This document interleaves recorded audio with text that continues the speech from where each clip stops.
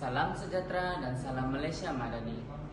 Nama diberi Jackson Sari Anak Jack merupakan anak didik Sekolah Menengah Kebangsaan St. Anthony Sarike dan kini berusia 14 tahun.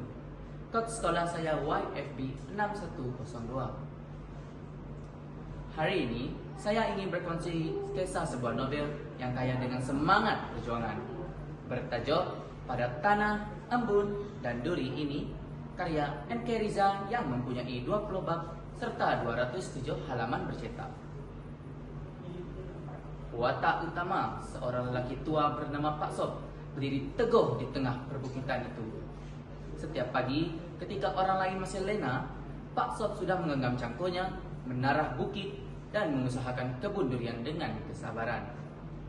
Bagi saya, tanah itu bukan sekadar tanah bagi Pak Sob, tetapi marwah dan jati diri baginya. Keistimewaan novel ini juga jelas melalui pembinaan wataknya yang begitu realistik, sehingga saya seolah-olah melihat sendiri perjuangan Pak Sob dan merasai keperitan yang ditanggungnya. Namun, terdapat konflik yang tidak dapat dielakkan. Anaknya Nazir, seorang yang berpendidikan dan hidup di bandar sebagai editor, mempunyai pandangan yang berbeza.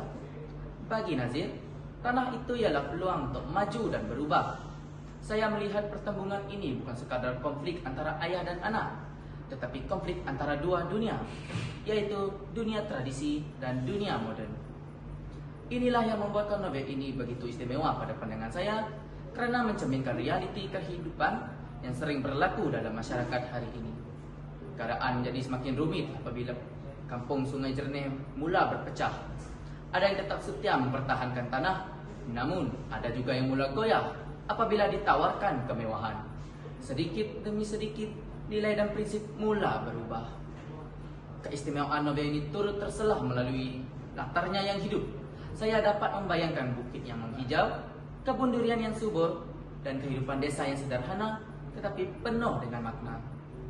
Komen saya terhadap novel ini ialah sebuah karya yang syarat dengan nilai kehidupan dan semangat perjuangan. Pengarang berjaya menggambarkan konflik yang dihadapi oleh watak dengan begitu realistik, khususnya berkaitan dengan cabaran mempertahankan tanah warisan dan maruah diri.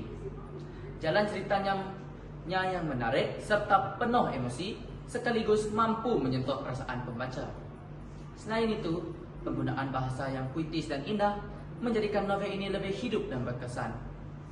Setiap peristiwa yang dipaparkan membawa mesej yang mendalam tentang ketabahan, pengorbanan, dan kepentingan jati diri. Pembaca bukan sahaja dapat menikmati cerita, malah turut memperolehi pengajaran yang berguna dalam kehidupan seharian. Secara keseluruhannya, novel ini sangat sesuai dibaca oleh pelajar kerana mampu memupuk nilai murni serta meningkatkan kesedaran tentang pentingnya mempertahankan hak dan warisan. Melalui kisah ini, saya memahami bahawa kehidupan tidak pernah lari daripada dua perkara, yaitu embun dan duri. Saya mungkin akan menikmati kesenangan, tetapi saya juga pasti akan diuji dengan kesusahan. Novel ini mengajar saya bahawa kemajuan tidak seharusnya mengorbankan nilai tradisi, dan warisan bukan untuk dijual sesuka hati. Keistimewaan terbesar novel ini bagi saya ialah keupayaannya menyentuh hati dan membuatkan saya berfikir tentang makna sebenar perjuangan dalam kehidupan. Akhir kata, kisah Pak Sob membuka mata saya bahawa tanah bukan sekadar tempat berpijak, tetapi tempat berpautnya maruah dan jati diri kita. Sebagai seorang murid, saya boleh mencontohi sikap Pak Sob dengan belajar bersungguh-sungguh dan mendapatkan keputusan yang cemerlang dalam pelajaran. Inilah perjuangan saya.